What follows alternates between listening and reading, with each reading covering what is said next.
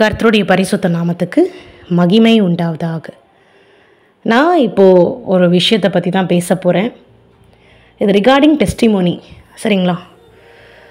நிறைய பேர்கிட்ட நான் அப்சர்வ் பண்ணுறது என்னென்னா, நல்லா வாய் பேசுவாங்க, எல்லாத்துக்கும் வாய் பேசுவாங்க. அதாவது ஒரு மார்க்கெட்டில் போனால் மார்க்கெட்டில் காய்கறி வாங்குகிற இடத்துல பார்கெயின் பண்ணுறதுக்கு முடியும்.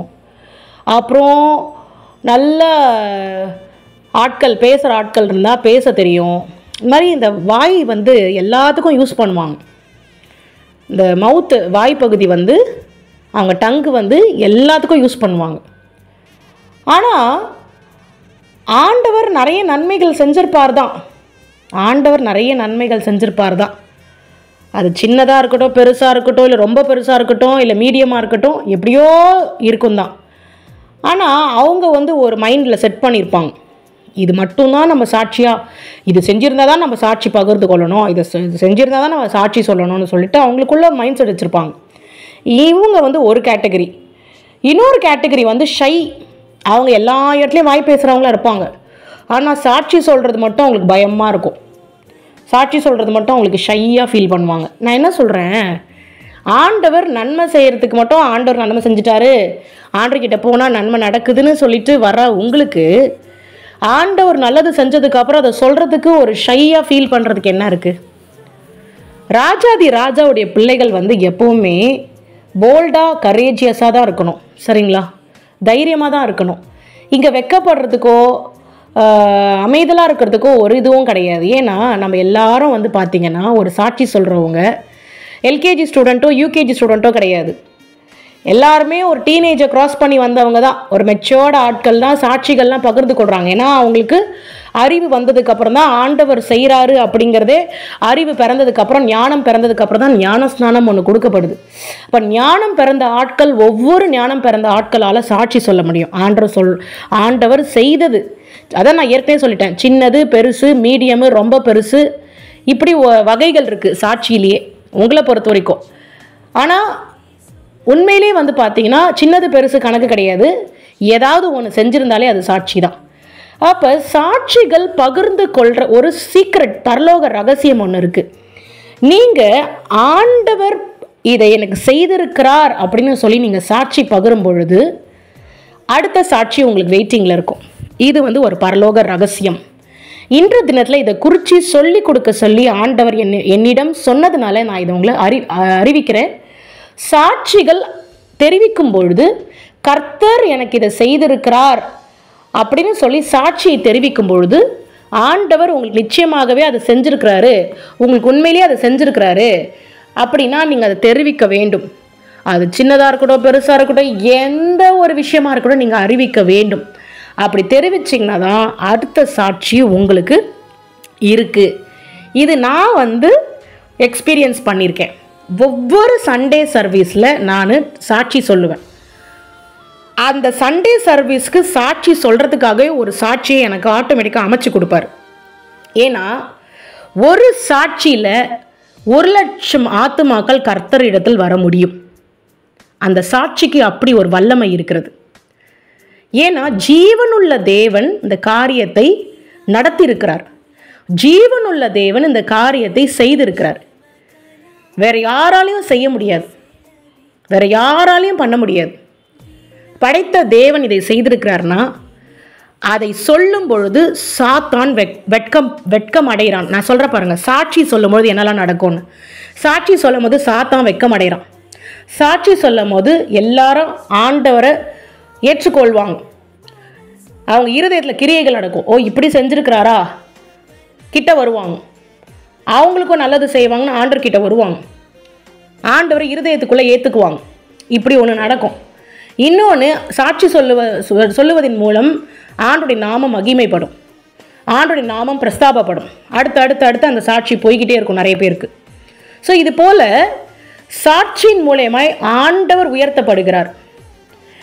அப்போது உயர்த்தப்படும் பொழுது, ஆண்டவருடைய நாமம் உயர்த்தப்படும் பொழுது, சிங்காசனத்தில் இருக்கிற தேவன் அதுக்கு செவி கொடுக்கிறார். செவி கொடுக்கும் பொழுது இன்னொரு சாட்சியை ஆட்டோமேட்டிக்காக உங்கள் வாழ்க்கையில் வைக்கிறார். அதுதான் இயேசுவை ஏற்றுக்கொண்ட பிள்ளைகளுக்கு சாட்சியுள்ள வாழ்க்கையை ஆண்டவர் கொடுக்குறார். அப்போ சாட்சியுள்ள வாழ்க்கைனா, போன மாதம் எனக்கு நல்லது செஞ்சார், இந்த மாதம் என்ன செஞ்சாரோ இந்த மாதமும் உங்களுக்கு செஞ்சுருப்பார். ஆனால் உங்களுடைய எக்ஸ்பெக்டேஷன் பெருசாக இருக்கும். நான் 10 லட்சம் கேட்டேன், எனக்கு 10 லட்சம் ஆண்டவர் கொடுத்தாரா? அதுக்கு முன்னாடி உங்களுக்கு பயங்கரமான ஒரு பெரிய சரீரத்தில் பெரிய காரியத்தை உங்களுக்கு செஞ்சு முடிச்சிருப்பார். ஆனால் அதை நீங்கள் மறந்துடுவீங்க, அந்த 10 லட்சத்துக்கு போய் நிற்பீங்க. ஒரு சில பேர்களுக்கு எல்லாமே இருக்கும், 10 லட்சம் இருக்கும், 20 லட்சம் இருக்கும், சேவிங்ஸ், பேங்க் சேவிங்ஸ் இருக்கும், சகலமும் இருக்கும். ஆனால் அவங்க அதை மறந்துடுவாங்க. அவங்க இப்போ கரண்ட்டாக ஃபேஸ் பண்ணுற சுச்சுவேஷனை மட்டும் ஞாபகம் வச்சுட்டு அந்த பழைய காரியத்தை மறந்துடுவாங்க. அப்போ நம்ம எந்த பெர்ஸ்பெக்டிவில் நம்ம பார்க்கணுன்னா, முன்னாடி, இப்போ கரண்ட்டு, ஃப்யூச்சர் நமக்கு இப்போ சாட்சி வராது. ஆனால் முன்னாடி நடந்ததையும் நம்ம நினச்சி பார்க்கணும், இப்போ இருக்கிறதையும் நினச்சி பார்க்கணும், இப்போ என்ன நமக்கு செஞ்சு வச்சுருக்காரு. இப்படி பார்க்கும்பொழுதே நமக்கு சாட்சிகள் இருக்கிறது. அப்போ ஒரே ஒரு பரலோக ரகசியத்தை நான் இப்போ சொல்கிறேன். நிறைய ரகசியங்கள் இருக்குது, அதில் இந்த ரகசியம் ஒரு மெஜாரிட்டி ரகசியம். நீங்கள் சாட்சிகளை தெரிவிக்கும் பொழுது அதோடைய வகைகள் சின்னது பெருசு, apart from all those things, நீங்கள் சாட்சிகளை பகிர்ந்து கொள்ளும்பொழுது இன்னொரு சாட்சி நிச்சயமாகவே உங்களுக்கு இருக்குது. அப்போ சாட்சினா என்ன? ஒரு நல்லது நடக்கிறத நீங்கள் சாட்சியாக சொல்கிறீங்க. அப்போது ஒரு நல்லது நடந்த நீங்கள் சொல்லும் பொழுது ஆண்டவருக்கு செவி கொடுக்குறார். அடுத்து இன்னொரு சாட்சி, இன்னொரு நல்லதை உங்களுக்கு ஆட்டோமேட்டிக்காக செய்ய இருக்கிறார். இது ஒரு பரலோக ரகசியம், கர்த்தர் எனக்கு சொல்லி கொடுத்தது. அதனால தான் எனக்கு டெஸ்டிமோனின்னு போடுவேன். ஆனால் ஒவ்வொரு மற்றவங்க டெஸ்டிமோனி சொல்கிறாங்க, சொல்லலை, அது அடுத்து அதுக்கப்புறம் அவங்களும் சொல்லியிருக்கிறாங்க, நம்ம ஜூமில் சொல்லியிருக்காங்க. ஆனால் சொன்னாலும் கூட நான் எப்போவுமே ஒரு டெஸ்டிமோனியை சொல்லிடுறது. ஏன்னா நான் ஒரு டெஸ்டிமோனி சொல்லணும். என் ஊழியம் நடக்கிறதே ஆண்டோடைய கிருபை. இப்போ ஒவ்வொரு வாரமும் என்னுடைய ஊழியம், என்னுடைய ஜூம் மீட்டிங் நடக்குதுன்னா கர்த்தருடைய கிருபைனால தான் ஜூம் மீட்டிங் நடக்குது. அதனால நான் இந்த சாட்சியை ஒவ்வொரு வாரமும் நான் தெரிவிக்கிறேன். ஒன்று உடம்பு சம்மந்தமாக இருக்கும், இல்லை எங்கேயாவது திடீர்னு இடிச்சுக்குவேன், ஆண்டவர் சரி பண்ணி விட்டுருவார். ஏதோ ஒரு சாட்சியை எனக்கு அமைச்சு கொடுப்பாரு. அது மாத்திரம் இல்லை, இந்த சாட்சி, இந்த முறை நீ சாட்சி சொல்லணும் அப்படிங்கிறதுக்காக இந்த காரியம் உனக்கு நடந்து அது ஒரு சாட்சியாக உனக்கு மாறி இருக்கு. அப்போது சாட்சிக்காகவே ஒரு விஷயம் எனக்கு நடந்திருக்கும். ஏன்னா ஒரு விஷயம் நடந்தால் தானே அடுத்த ஆண்டு நல்லது செய்ய முடியும். பாருங்கள், ஏழ்மைத்தனம் இருக்கும்பொழுது தான், ஒரு பஞ்சம்னு வரும்பொழுது தான் ஆண்டவர் அடுத்து உங்களை செல்வந்தராக மாற்றுறதை நீங்கள் உணர முடியும். அதே போல் நீங்கள் ஒரு கஷ்டத்தை அனுபவிக்கும் பொழுது தான் அடுத்து வர மேன்மையை உங்களால் உணர முடியும். இப்போ நீங்கள் நோய்வாய்ப்பட்டு இருக்கும்பொழுது தான் ஆண்டவர் உங்களை சரி பண்ணுறது உங்களால் உணர முடியும். அப்போ எதுவுமே இல்லாமல் இருக்கும் பொழுது ஆண்டவர் செய்கிறத எப்படி உணர முடியும்? ஏதோ உங்களுக்கு பிரச்சனைன்னு ஒன்று இருந்தால் தான் ஆண்டவர் அடுத்து உங்களுக்கு ப்ராப்ளத்தை சரி பண்ணுறது உங்களால் பார்க்க முடியும். எல்லாமே உங்களுக்கு கரெக்டாக இருந்துச்சுன்னு சொன்னால் எங்கே சாட்சி இருக்கும்? உன்னுடைய வாழ்க்கையில் ஒரு விஷயம் பாருங்கள், உங்களுக்கு இந்த பிரச்சனைன்னு இருக்கும்பொழுது தான் ஆண்டவர் அதில் வெளிச்சமாக தெரிவார். அப்போ பிரச்சனைன்னு இருக்கும்பொழுது தான் ஆண்டவர் உதவி செய்ய முடியும். இப்போ உதவியே தேவையில்லாத இடம் எப்படி? எல்லாமே கரெக்டாக இருந்தால் கர்த்தருடைய உதவி தேவைப்படாது.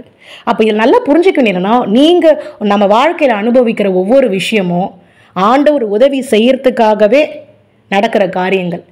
அப்போ அதன் வழியாக ஆண்டவரை நீங்கள் அறிந்து கொள்வீங்க. சரிங்களா? கர்த்தர் கொடாக்கொடி நன்றி. அப்போ சாட்சிகளை தெரிவிக்கும் பொழுது, ஒரு விஷயம் நீங்கள் நோய்வாய்ப்பட்டு இருக்கும் பொழுது தான் ஆண்டவர் உங்கள் நோயை சரி பண்ணுறதுக்கு இருக்கிறத உங்களால் உணர முடியும். நோயே வராமல் இருந்தால் உங்களுக்கு ஆண்டவர் சரி பண்ணுறது உங்களுக்கு தெரியாது. அந்த மாதிரி நிறைய இருக்குங்க. அப்போ இதெல்லாம் நடக்குதுன்னா அப்போ தான் நம்ம கொழுப்பு அடங்கும். ஹியூமன் பீயிங்கோட கொழுப்பு அடங்கணும், அவரை மாத்திரம்தான் நேசிக்கணும்னா கஷ்டங்கள் பாடுகள் மத்தியில் ஆண்டவர் பிரகாசம் உள்ளவராய் தெரிவார். ஹல்லேலூயா. ஆண்டவர் பிரகாசிக்கிறவராய் இருக்கிறான்னு எப்போ நீங்கள் அறிஞ்சு கொள்ள முடியும்? உங்களுடைய உலகத்துக்குரிய பாடுகளை, அவமானங்களை, அசிங்கங்களை சந்திக்கும் பொழுது கர்த்தர் நிற்பார். உன்னை இந்த மனுஷன் இப்படி அசிங்கப்படுத்திட்டான், ஆனால் நான் உன்னை நேசிக்கிறேன் என் அன்பு மகளே அப்படின்னுவார். ஹல்லேலூயா. அப்போ அந்த நேசத்துக்கு முன்னாடி ஒரு அவமானம் நீங்கள் பட்டிருந்தால் தான் அந்த நேசத்தை உணர முடியும். ஹல்லேலூயா. எத்தனை பேர் ஒத்துக்கிறீங்க? இருக்கிற இடத்துல ஹல்லேலூயா சொல்லுங்கள். கர்த்தர் பெரிய காரியங்களை செய்வார். சாட்சிகளை பகிர்ந்து கொள்ளுங்கள். சாட்சிகளை பகிர்ந்து கொள்ளும்போது அடுத்தடுத்து நிறைய சாட்சிகளை ஆண்டவர் கொடுக்க இருக்கிறார். ஆண்டவர் இந்த காரியத்தை ஆண்டவர் ஆசீர்வதிப்பாராக. கர்த்தர் உங்களை பலுகி பெருக செய்வாராக. இயேசுவின் ரத்தம் ஜெயம், இயேசுவின் ரத்தம் ஜெயம், இயேசுவின் ரத்தம் ஜெயம். நான் இன்னொரு விஷயத்தை நான் சொல்லிக்கிறேன். எனக்கு ஒரு சில நேரங்களில் நல்ல டமால்னு இடிச்சுப்பேன். ஏன்னா 2 பிள்ளைங்க இப்படி அப்படி ஓடுங்க. அந்த மாதிரி நான் சூழ்நிலை டக்குன்னு நான் அந்த செவரு பக்கம்லாம் தலையிலலாம் ரொம்ப டமால்னா இடிச்சிருக்கேன். அப்போது பயங்கரமாக ஆண்டவர் ஒரு வார்த்தையை கொடுப்பாரு, உனக்கு சரியாயிடும்னு. அதே போல் எனக்கு சரியாயிடும். அப்போ நான் நினச்சி பார்ப்பேன், பரவாயில்ல, இப்படி டமால்னு இடிச்சுட்டது கூட இந்த சாட்சிக்காக தான். இந்த விஷயம் ஆண்டவர் சரியாயிடும்னு சொல்லி அது ஒரு சாட்சியாக எழும்பும் பொழுது உண்மையிலே எனக்கு சரியாயிருக்கே, பரவாயில்ல, டமால்னு இடிச்சுக்கிறது கூட நல்லது தான் அப்படின்னு நினச்சிக்குவேன். அப்போது ஆண்டவர் செய்கிற காரியங்கள் எவ்வளோ பெருசாக இருக்கு பாருங்க. ஆண்டவர் வேணும்னே இடிக்கிறதுக்கு அனுமதி கொடுக்குறவர் கிடையாது. ஆனால் நான் இடிச்சுக்கும் பொழுது என் ஆண்டவர் காப்பாற்றுகிறார். அந்த வலியை சரி செய்கிறத என்னால் உணர முடிகிறது. அவர் ஜீவனுள்ள தேவனுங்கிறது என்னால் உணர முடிகிறது. கர்த்தர் கொடாக்கொடி நன்றி. கர்த்தர் நம்மளை நிச்சயமாகவே ஆசீர்வதிப்பார். இயேசுவின் ரத்தம் ஜெயம்.